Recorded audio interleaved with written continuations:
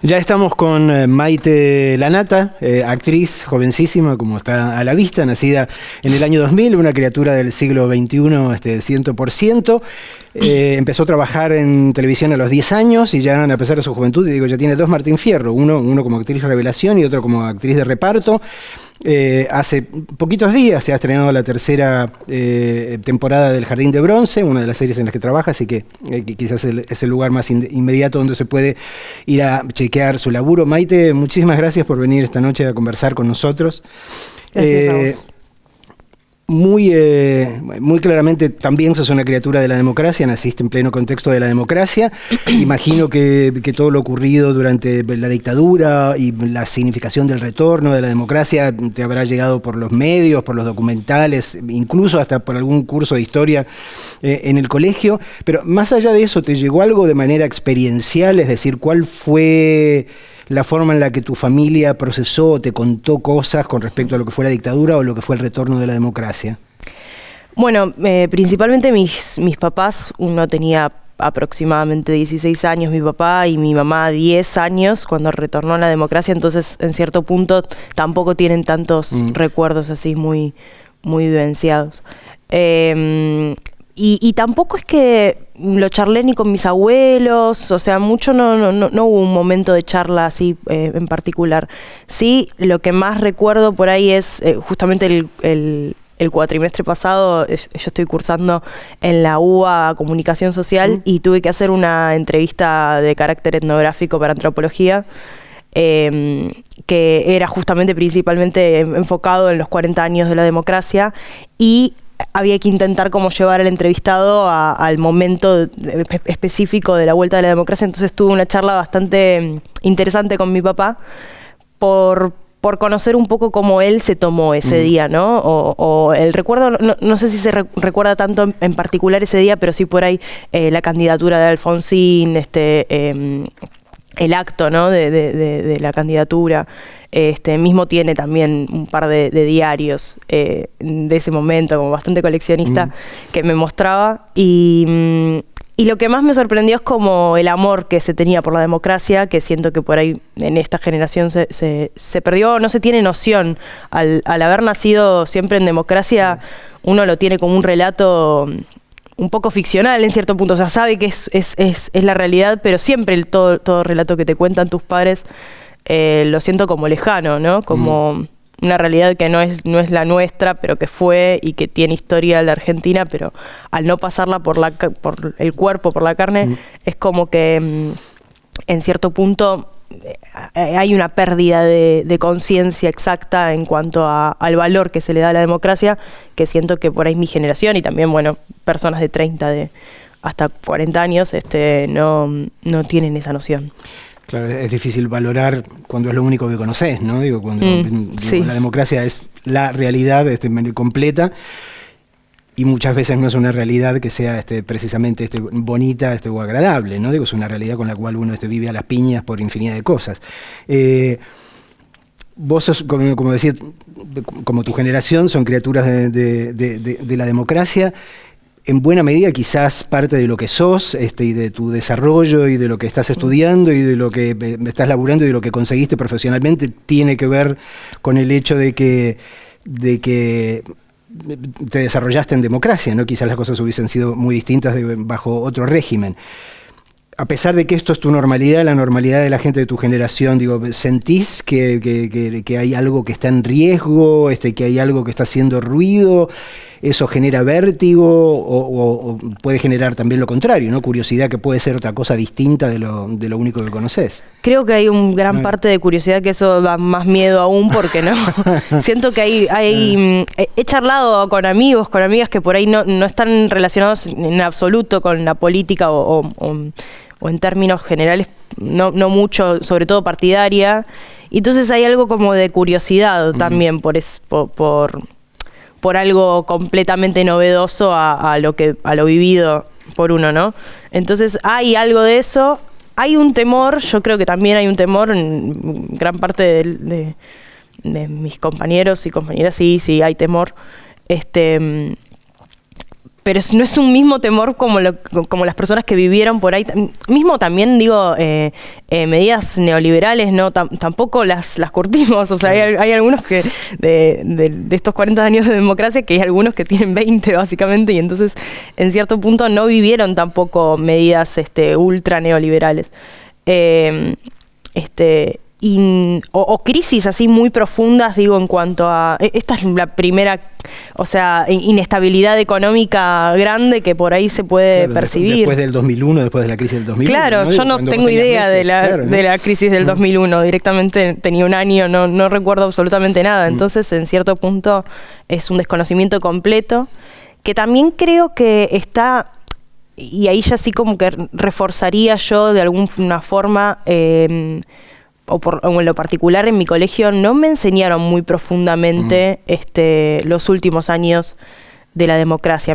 Es mismo se llega a la democracia a estudiar y después ya no se estudia muy por encima el menemismo, los 90, muy por encima y no con tanta profundidad. O por lo menos es lo que recuerdo yo, capaz que no estudié mucho en su momento, pero no, creo que mismo solo en secundaria, tuve una profesora en primaria que fue muy avanzada y que hasta mismo teníamos textos bastante avanzados para un séptimo, donde se veía hasta el primer gobierno de Néstor, que fue como bastante novedoso, pero después comparando con mis otros compañeros, después yendo a la otra secundaria, que no era la misma que la primaria, no habían visto nada de eso. Mencionabas... la forma en la que gente de tu generación se relacionaba con la política, digo, ¿percibís diferencias muy notables entre la forma en la que ves que gente de otras generaciones, como la mía o más grandes, y la tuya, encara la dimensión política, el tema político? Sí, veo diferencias. Bueno, mismo en la facultad hubo muchos profesores que preguntaban por ahí en el alumnado, sobre todo al principio del cuatrimestre, si participan políticamente o partidariamente en alguna organización política y no, la mayoría no levantaba la mano y se sorprendían porque la verdad que antes, como que comparando con el estudiantil de antes, sí participaban. Pero sí creo que hay como hitos por ahí, momentos históricos de este siglo que sí hicieron que haya una participación, sobre todo el feminismo, tal vez como más creciente, pero sí, no tanto partidario. Creo que lo partidario un poco se vino perdiendo en estos últimos años. Vos, hablando del tema, vos te involucraste mucho en lo que fue la campaña por la ley de IVE, de la interrupción voluntaria del embarazo. ¿Qué te decidió a buscar o aceptar involucrarte? Y si percibiste algún tipo de consecuencia de lo que significó para vos esa participación. Bueno, principalmente me involucré en el 2018, que fue cuando más fuerte se dio el debate, si bien se aprobó la ley en el 2020, como que en el 2018 empezó a crecer el debate, y antes del 2018, en la secundaria, cuando todavía no estaba tan fuerte, yo terminé la secundaria en el 2018. El 2018 ya no estaba en la secundaria, 2017 fue mi último año, entonces en el 2017 ya entre mis compañeros y compañeras como que hablábamos y debatíamos, y eso es lo que me hizo también involucrarme, porque ya empezábamos a hablar desde un desconocimiento también en cuanto a, también es por ahí conocer familiares o personas que por ahí pasaron por un proceso de aborto clandestino, cómo fueron esas vivencias, y en comparación, bueno, el charlar desde eso, ¿no? Desde los recuerdos por ahí de otras personas, y no tanto vivencias propias, por lo menos en mi colegio no sucedía eso.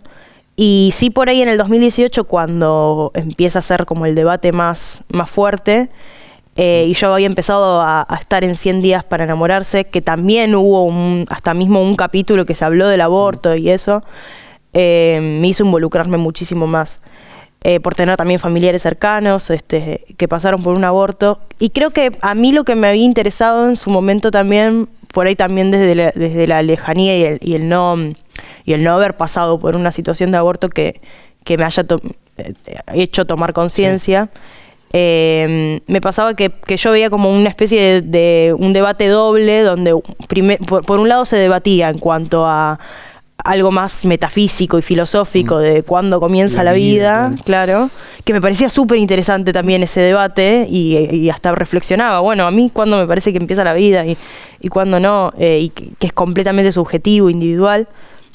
Y por otro lado, una medida pública de la salud pública y de que el aborto existió, existe y va a existir, y entonces hay que regularizar eso. Entonces siento que ese doble debate me pasaba que me interesaba también en los dos y bueno, me involucré también por eso. Mencionabas 100 días para enamorarse, donde interpretaste a un personaje trans. Digo, ¿qué proceso te llevó a hacer? Digo, por un lado, es parte de tu laburo como actriz, digo, tratar de meterte en las características de un personaje similar, pero ¿qué tipo de búsqueda o qué tipo de qué encontraste o con qué empatizaste, digo, que no habías imaginado hasta que te llegó ese papel? Creo que con una lucha en cuanto a la educación sexual integral más fuerte. Yo había tenido en la secundaria un par de clases de educación sexual integral muy esporádicas y pensaba que igual ya estaba más o menos, uno lo que conoce piensa que bueno, no hay algo más, y después cuando hice el personaje dije, wow, hay mucho más por entender, por comprender, que no se está comprendiendo y que no se está dando en las clases, y entonces fue en comparación con lo que tuve de educación sexual integral y en comparación con lo que aprendí haciendo ese personaje que me di cuenta que había una falta ahí de aprendizaje. Y que creo que bueno, gracias al personaje de Juana, y muchas veces que hasta se pasan partes del programa en distintos talleres de educación sexual, que me parece que está buenísimo. Pero también crecí en cuanto a conocer otro tipo de feminismos también, porque hay varios feminismos y el que integra también la diversidad es otra parte, digamos, del feminismo. Y creo que en cierto punto también me amplió la mirada a que no es algo cerrado, sino que también hay diversas ramas.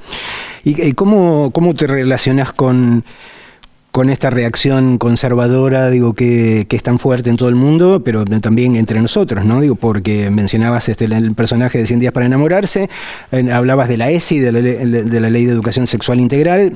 Digo, hay partidos políticos donde está diciendo que la quieren sacar directamente, que es mucho más grave en todo caso que simplemente sacar una materia del sistema educativo, sino que también implica a la fuerza volver a mandar a la oscuridad, al secreto de determinadas identidades, ¿no? Digo, porque esto lo que está ayudando es que determinada gente pueda decir, bueno, yo soy así, me siento así, y si de repente se vuelve a convertir en una cuestión como censora, como de la que no se habla, otra vez a la penumbra, ¿no?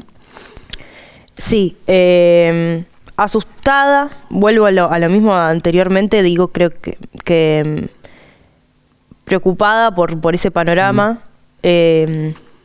que en cierto punto entiendo a mi generación del querer encontrar como ante un descontento de la democracia, por así decirlo, o de las promesas democráticas que hay, tanta desigualdad, tanta crisis, poca seguridad, bueno, distintas cuestiones y tópicos que sienten que no están, que la democracia no pudo contestar. Consideran que, bueno, otra rama de la democracia es otra ala y otra política, por ahí pueda ser la salvación y la esperanza para el país, y creo que ahí es donde bueno, también me asusta por ahí el hecho de que tan pronto se haya como despertado en las urnas eso. Pero en cierto punto es como el no dejarse llevar, ¿no?, por ese odio y por esa bronca, y el poder tener un poco de conciencia y de memoria, que creo que, bueno, vuelvo a lo mismo en cuanto a la educación. Creo que en la educación tiene que estar también el enseñarse. ¿Cómo puede ser que también muchos no sepamos de muchas cosas de la Argentina y o que sean muy por encima de la historia argentina más reciente? Que no sean enseñadas, y entonces que haya una falta de conciencia en cuanto a que eso mismo se está diciendo en otros, ya se dijo, es cíclico, digamos, esto. Entonces, en cierto punto me da miedo el volver, ¿no? El el volver a algo que no viví yo, pero que vivió la historia argentina. ¿Qué te decidió a meterte a estudiar comunicación social? Digo, cuando podrías haberte quedado simplemente desarrollando tu carrera de actriz. Estaba estudiando en la UNA, seguramente por ahí retome la carrera de actuación en la UNA, pero cuando vino la pandemia, las materias son la mayoría prácticas. Se hizo una modalidad virtual, pero no era tanto lo que deseaba. No es lo mismo. No era lo mismo, entonces me puse a hacer el CBC de comunicación, que era algo que en realidad ya en el último año de secundaria estaba entre hacer actuación o comunicación para ejercerlo universitariamente, y no sabía por qué lado irme. Y creo que hasta mismo, el personaje de 100 días hizo que también haya entendido yo un poco la relación que tiene la comunicación social con la actuación, que era algo que eran dos lugares que me interesaban mucho y que los vi relacionados en el trabajo. Entonces eso también hizo que ya en la pandemia me decida por estudiarlo y contenta por la carrera y por cómo se desarrolla. ¿Cómo te informás vos habitualmente y cómo te das cuenta de que se informa la gente de tu edad, de tu generación? La gente de mi edad, de mi generación, para mí se informa mucho con TikTok, con Instagram, sí. Yo también igual me informo desde ahí, por ahí miro todos los días prendo igualmente la tele, miro los noticieros, hago un zapping de noticieros y voy mirando. Cada tanto escucho radio, no me gustaría darle más bola de la que le doy. Y sé que está muy, esa onda no me puse tanto, pero sé que está muy de moda también en como los programas de streaming. Sí. y esa movida que no conozco mucho yo, pero sé que mi generación consume muchísimo, sí, es cierto. Sí. Les tocó a la gente de tu edad un momento muy feo en la pandemia. La pandemia es fea para cualquier edad, para cualquier condición social, pero es particularmente cruel, imagino yo, para gente a la que le pega en un momento en el cual el deseo es salir a la vida, al mundo, a probar cosas. Y otra segunda crueldad del momento que estamos viviendo ahora tiene que ver con el hecho que vos mencionabas también de las dificultades de la realidad, en todo lo que tiene que ver con los problemas económicos. En un momento de la vida donde para uno todo es futuro y todo lo que está pensando es cómo proyecta su futuro, el hecho de encontrarse con una especie de bloque adelante debe ser particularmente angustiante, ¿no? ¿Cuál sentís que es la relación que tenés y que tiene tu gente con la idea del futuro o con la incertidumbre respecto del futuro? Sí, hay una especie de bloqueo, como de salto al vacío, ¿no? De no saber bien qué es lo que depara, digamos. Sí, siento que hay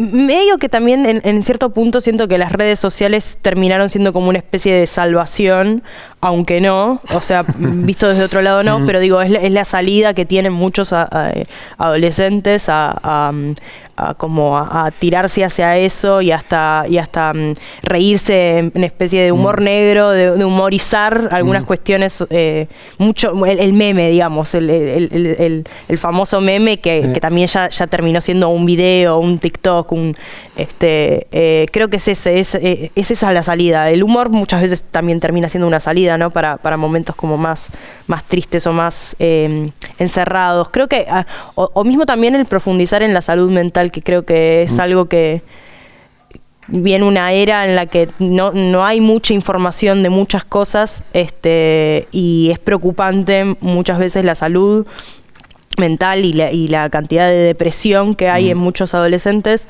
que por ahí no hay tanto el foco, o no se puso tanto el foco, y que hasta mismo creo que va a haber prontamente un auge en cuanto a una lucha por ese tema, mismo así como se dio de la educación sexual integral y que se hablaba tanto de la educación sexual integral, siento que va a estar más derivado hacia ese lado, hacia la salud mental.